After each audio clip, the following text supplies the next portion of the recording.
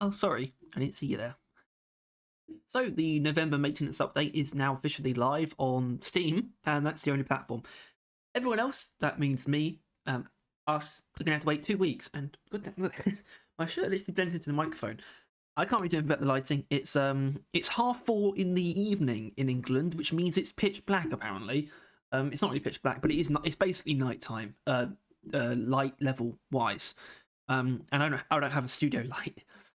So that explains this. But I thought nature of the video demanded. Why is it a smooth face cam? Has it always been that way? The corner, this corner is like smooth. Anyway, sorry. The November maintenance update is live now. For some reason it says patch season 4.10.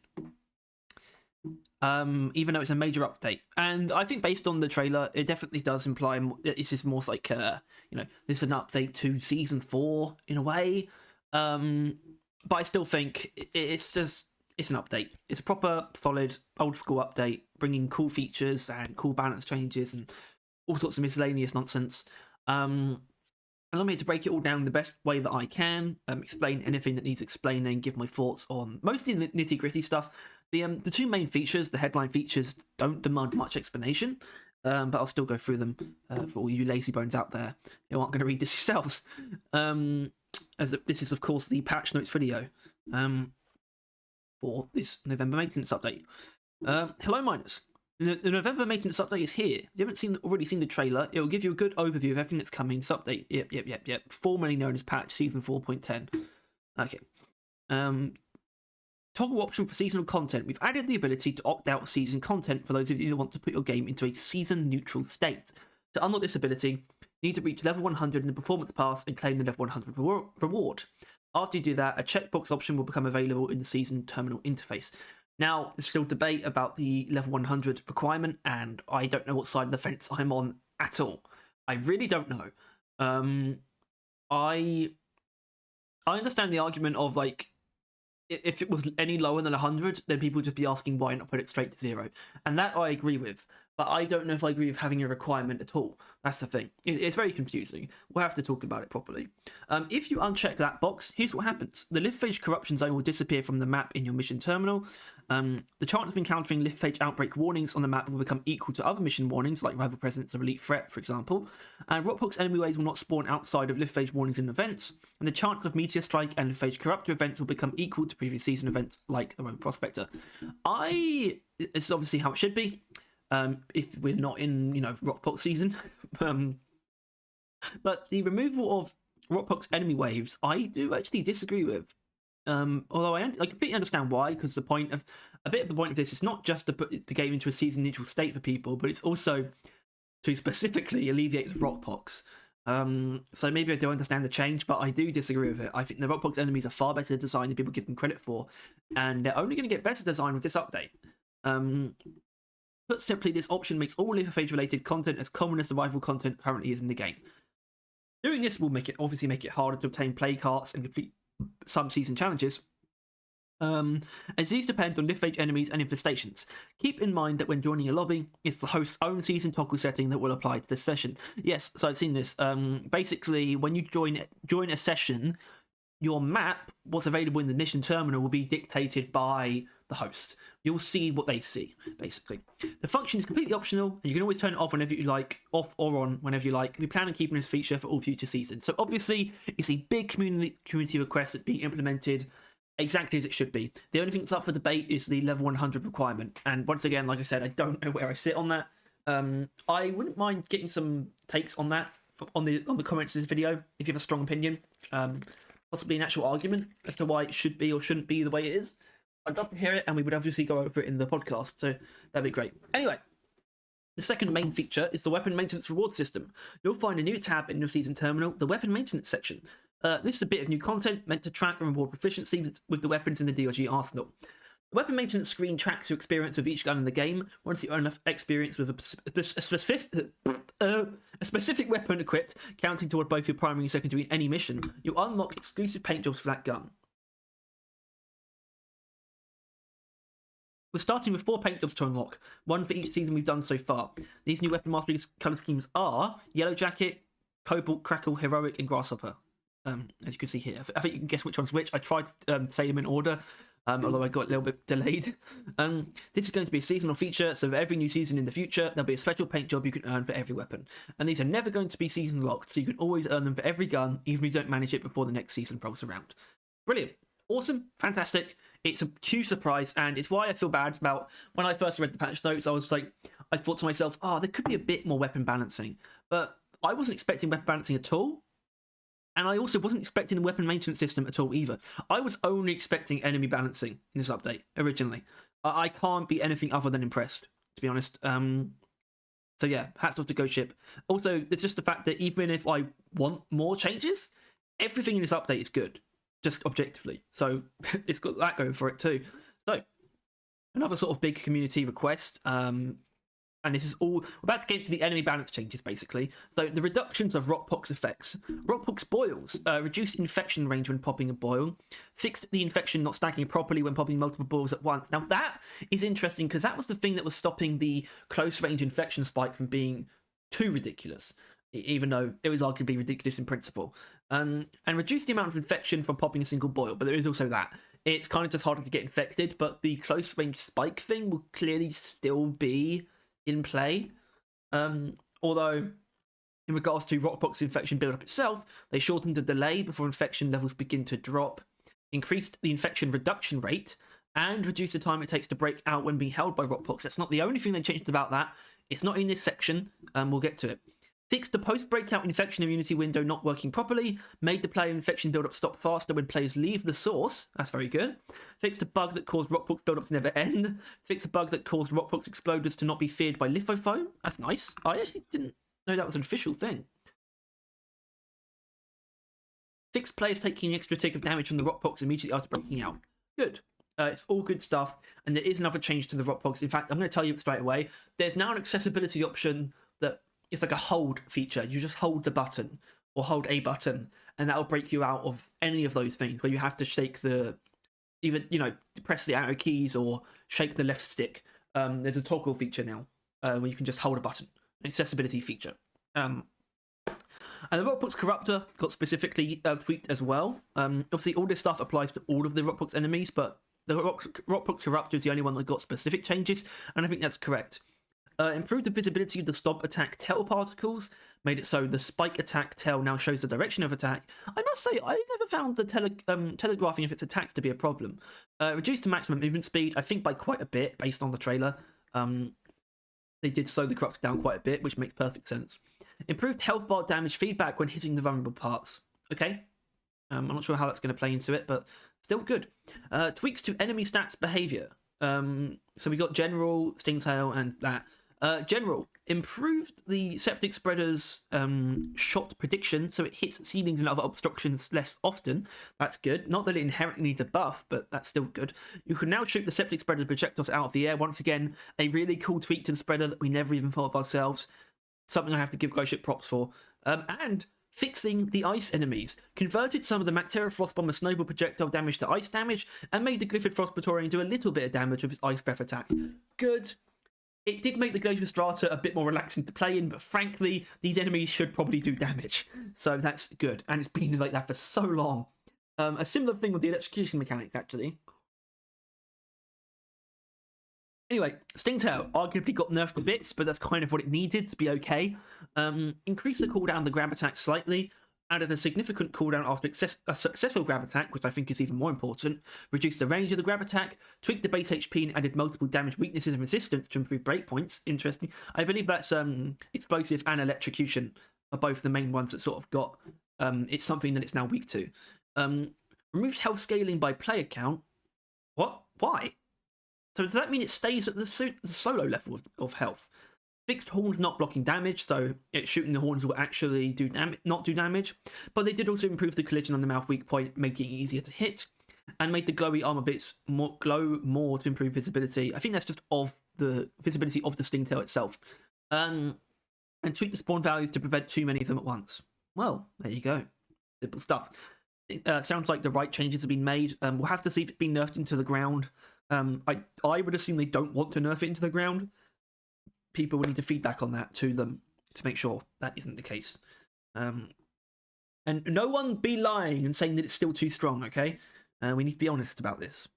Okay, this really excited me when I saw it in the trailer. New electrocution mechanics. We updated the electrocution system to use the newer slowdown method, which allows enemies like the Dreadnought or Oppressor, who previously resisted electrocution completely, to instead partially resist and reduce the slowdown effect of electrocution while still taking damage from the damage over time effect.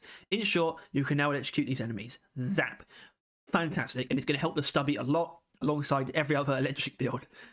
It's a really great change that should have been a thing for a very long time, and finally it is, so that's good. And I'm very happy about it. It doubles obviously as a big buff for the Stubby, which maybe explains why it wasn't as, the Stubby itself wasn't as jacked up as maybe people were expecting it to be. But I still think the right changes were made. I'm seeing some discussion about the Stubby that is kind of interesting. We'll see. Obviously we're now on weapon tweaks. As always, any removed upgrades will have their cost automatically refunded. This also applies to the Necrothermal Catalyst upgrade for the Coil Gun, as we had to completely rebuild it. Which I guess means that it just is automatically removed. I don't think that's inherently a choice. I think that's because they basically rebuilt it as a new upgrade, even if it's not like a complete replacement. It's still replaced as far as the code is concerned. Anyway, so this is mostly engineer stuff with a tiny bit of gunner and scout. No driller changes. And I don't think that's inherently deserved. Obviously, Gunner and Scout really got the brunt of it in the Season 4 experimental branch stuff. Engineer got basically nothing, and Driller obviously got the biggest thing with the Sparta overhaul. But I think Driller is the one who's going to need some stuff in the next update. So I'll be looking forward to that. But yeah, Breach Cutter, high voltage crossover overclock. Extended the duration of the execution effect from 4 seconds to 5 seconds. Now, obviously, this is something that's going to be buffed by the fact that we can now electrocute Oppressors and Dreadnoughts. And it's also going to do more damage over time anyway. And this will really obviously raise the question of, well, how much damage is it actually going to do? Is it going to outperform Inferno? Well, I can probably tell you the damage pretty quickly. High voltage crossover, 16 per second for 4 seconds. So we've been up to 5, so that's 80 damage. Which isn't a huge amount. I think it might one-shot guards now, though. I'm not 100% sure. Don't quote me on that. But yeah, it's actually, that's good that it got a small buff aside from just the electrocution buff. Maybe it could do with some more still. I'm not sure. Haven't had time to play with it. Anyway, Bridge Cutter roll control overclock surprisingly didn't go up in category. Significantly increased the spin rate, as we saw in the trailer. Added a lifetime bonus, which is interesting because Stronger Plasma Current gets that as well. Projectile can now be steered while holding down the trigger. Releasing the trigger no longer stops rotation, just releases steering control. So they did put manual guidance cutoff on the Breach Cutter. What's going on here? What's going on? That is so bizarre. It sounds good. I'm still dubious as to how much of an effect this is going to have on roll control in terms of meta. Although I can only really judge that when I get my hands on it myself. Okay, Boomstick Shaped Shells overclock for Scout Shotgun, obviously. Further tightened up the horizontal spread, so now the grouping is symmetrical. I don't know what symmetrical grouping means. Is it literally a straight line of bullets? I don't know. Or a grid. The crosshair now changes with this overclock to reflect the spread change. So is it actually going to be like a box? That could be interesting. Okay, sure. I mean, I still think it deserves a weak point bonus, but that's fine. It's not a great overclock, so any positive changes are good. Smart rifle, base weapon traits. Not much here. They fixed the input buffer not working properly when shooting manually, which I didn't realise that was already not correct. But they also reduced the manual rate of fire that has a functioning input buffer, as the original value was too high to compensate for the inconsistent. Oh, okay. So they actually originally, because of the input buffer not being a thing, they jacked up the smart rifle's fire rate, hit fire rate, to compensate for that. But now that it's actually worked properly, they reduced the fire. Okay, that's fine. I don't know how much of an effect this is going to have on hip fire as a build for smart rifle. It probably still won't be a thing, but whatever. Okay, the coil gun basically got overhauled, completely, arguably reworked, which completely surprised me. It's actually really cool to see, and it's all good stuff. Like, seriously. Removed all randomness from the trail damage to get more consistency. So if you didn't know, the coil gun trail is actually random. Technically, I don't think it says it here, but it might. No, okay. I can't remember. I think it's on it'll be on the wiki actually. If you look on the wiki, you'll see that it's like the damage per tick is like isn't in a range. I think. I think even the amount of ticks per second has a range. But yeah, sure. Consistency is good. Increase the bonus radius of the tier 5 dilated injector upgrade from 0.5 to +1. So that's this one. It's going to go up to +1. So it's going to go. Bloody, that's big. So you start at 0.3. You're going to go to 1.3. And Hellfire currently brings it up to 1.3, and that's not going to change, even though they technically nerfed Hellfire, and we'll see. I'll explain that in a moment. Made it so the base trail damage over time effect can now stack. This is crazy. This is actually an insane buff, and I don't think people are going to realize it until they actually use it. Like, this is actually absurd. You can stack damage over time. This just got so much more overpowered. It's absurd. In fact, that goes up to 1.8 meters as well now, which is crazy. It's ridiculous. Okay, increase the maximum damage bonus from Overcharger from 32 to 100. Overcharger is here. Yeah. So apparently it can actually get up to 48 damage. So this is actually wrong, I guess. But still, they increased it by a lot, which is going to make single target builds on this weapon a lot more viable, especially with backfeeding module because of what they did to it. I'm really excited about that. That T's not very nice. Okay, added a damage bonus against burning targets on the tier 5 necrothermal catalyst upgrade. I don't have the numbers. I should. It's actually out. People talking about it in Discord, but I don't have the numbers, but still good. Increase the explosion radius of necrothermal catalyst upgrade from 400 to 600, while reducing the damage from 140 to 80. So the radius, it's going from 4 meters to 6 meters, but they actually reduced the damage of the explosion. So I guess it's supposed to be change it to pure fire damage to better set enemies on fire and chain the effect. So it's kind of meant to do it itself. You sort of set something on fire and then. Is it meant to be used with Hellfire then? I don't know. Replace the tier 2 reload speed with the tier 1 recharge speed upgrade. And moved some of the reload speed bonus to the base weapon. Huh. So charge speed is now going to be here? Wait, what? Replace tier 2 reload speed with the tier 1 recharge speed. Okay. Okay, so now so charge speed is now competing for controlled magnetic flow and overcharger. That's going to be interesting because these two being a thing together was important, but obviously overcharger's getting buffed anyway, so that shouldn't be too bad. And the base reload speed's being buffed, I guess. Replace the tier 1 charge speed with a new trail duration upgrade. Incredible. I didn't actually notice that when I first read these. That's awesome. Ultramagnetic coils is going to be so overpowered, and people still aren't going to realize it. I feel like a villain. It's so devious. It's awesome. Coil gun, Hellfire overclock.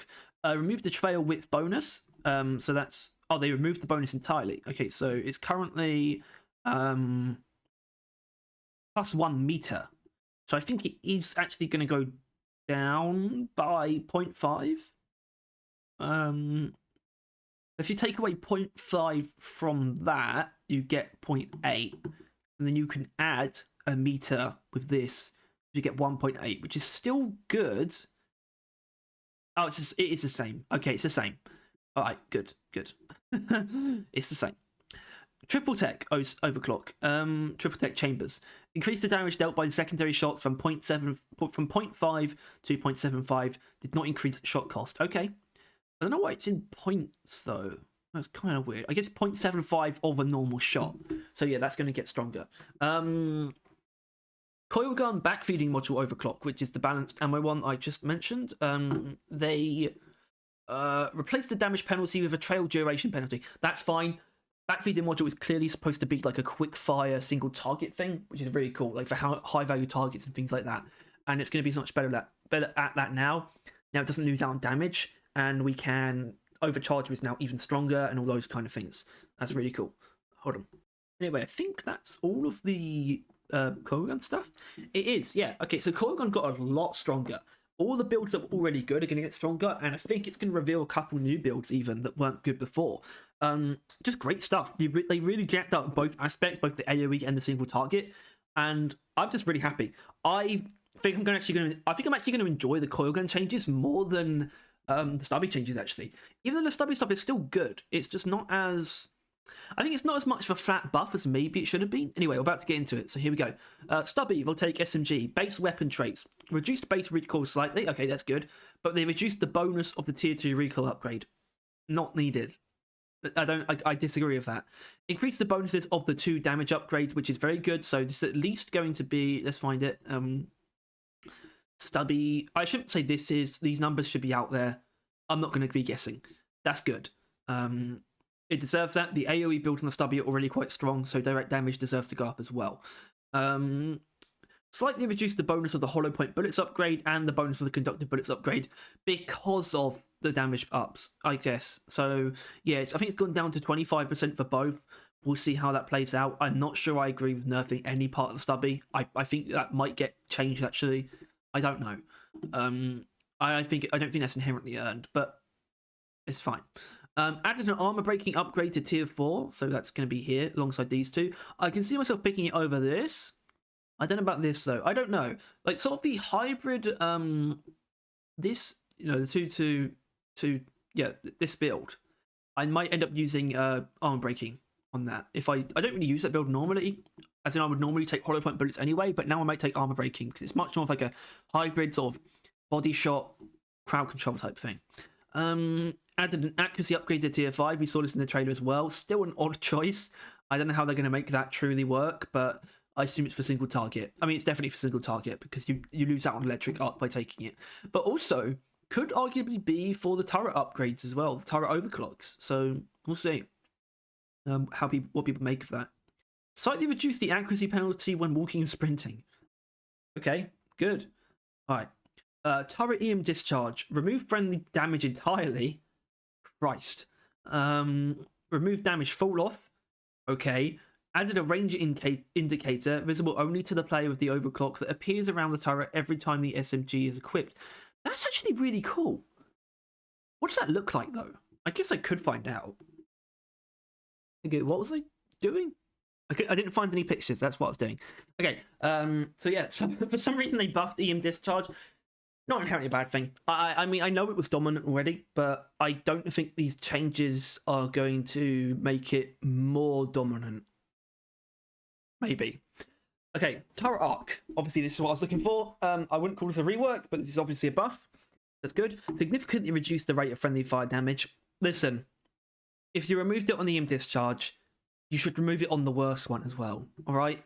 It should be gone. Completely remove the friendly fire from the AoE electrocution effect around the turret that's affected by turret arc. That's good. I hope that applies to self as well. I assume it will, because that was actually quite an annoying part. That's okay. That's not too bad.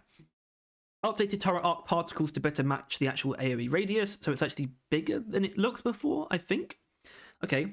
Slightly increase the trigger size for the electric arc. Now, is that the range between the two turrets? I think it is. I think so. Which is good. Added a short tail or trail to the damage over time to do a bit more damage to enemies that manage to quickly go through the arc. Oh, so I think it is a tail actually, like on either side of the beam. It's like a small. Okay, that's good. Actually, I read that on the patch notes and thought, okay, that's good. That's actually some more damage, so that's great. Added a visual arc indicator when placing turrets, only if you have the overclock equipped. Fantastic. So you never place them. You can make sure you never place them incorrectly. That's brilliant. Sick. That's all the stubby stuff though. I mean, come on guys, like literally all the cleans needed some kind of juice. Like that's just objective. I think there's some stuff missing here, given that they touched the stubby and didn't touch certain things that really needed it. So there's still work to be done, as always. In as always meaning the game's never going to be done. I don't mean they fuck up in every update. That's not what I'm saying. Okay, put your pitchforks down. All right. Okay, so the actual miscellaneous and quality of life changes is quite a lot of bug fixes. I will, of course, list all of those, unfortunately for me. Okay, miscellaneous changes. Added equipment loadout icon. Added equipment loadout slot icons, so you can now use the mission type icons as a loadout icon. Okay, Yep, so yeah, the mission type icons have been added to the loadout icon selection, which means we got more, basically, which is a nice surprise. Added more light reflection to the walls of Yazoo Wield and Hollow Bow to make it a little easier to see what's going on. Okay. Merch menu, new URL to the board game expansion entry. Yep. Info landing screen, removed link to board game merch. Huh? You can no longer activate the Jetty Boots arcade in the space where you're holding an item. Why not? Added bloom and lens flare settings in the graphics options. You're welcome, JJ. Of course. Nope, I'm not going to say that. Added a weapon sway slider in the accessibility options. Added a hold to breakout option, toggle in accessibility options for simpler rockbox escapes. So it doesn't actually say it applies to all things where you have to do that, but I think it will. Change the trigger shape of all enemy-produced puddles, such as a goo bomber or septic spreaders, to better match the graphics and make it easier to cover them with engineered platforms. Okay, sure. I didn't know we were supposed to be doing that with the platforms, but that's good. Okay, that's good. Cool stuff. Now the bug fixes. I'm going to have to lightning round this. I'll stop if anything is of note. Fix not being able to grab gunk seeds while in the air. This was 98% of the whole update. I didn't know you couldn't grab them while in the air, and it's cool that you can. Okay, now, made it so the full fluffy beard no longer erases your sideburns. Good. Fixed a bug that caused proximity mines to put the player into a different character state when they pick them up. What? Fixed that the +1 satchel charge upgrades did not work, didn't they? Sentry gun ammo count now rounds up when resupplied. Okay. Fixed issue with driller not getting full satchel charges with resupplies. Fixed beers getting a refill if you enter third person. Company policies, no refills. Fixed a bug that caused rockbox immunity after being knocked out. Aww. Fixed a bug that caused a fizz sound to linger in empty beer mugs. Okay. Fixed a bug that caused clients to get their promotion voice line when the host reached level 5, schizophrenia. Fixed incorrect mission control voice lines in salvage operation. Now, I did notice this before, actually. Yeah, so, good. Fixed throwable items on the space rig, like snowballs, getting stuck in the carry animation if you threw them right before you entered third person. Fixed M1000 focus shot status effect not being applied to certain targets, such as loot bugs. If it was only passive creatures, then it's not a big deal, but sure. Fixed gamma contamination, not working if you hit armor. I didn't know that was a thing. Is it? Is it a thing? Does it not work? Whatever. Fixed mission control, so that counts as a buff to gamma contamination. Fixed mission control shouting the wrong voice line when all pipelines are constructed. That's one that I really did notice, actually. Yeah, that's good. That's good. Fixed a visual bug that made it look like the Dreadnought twins could twin heal the unknown horror. Why not make it so they can? Fixed Qranar shellback. Plus the younglings briefly going to their reference pose, T-pose. I'm not going to T-pose. When killed by fire, corrosive wave cook or chemical explosion from the bolt shark before dying. Good. It looked silly. I kind of liked it, but yeah.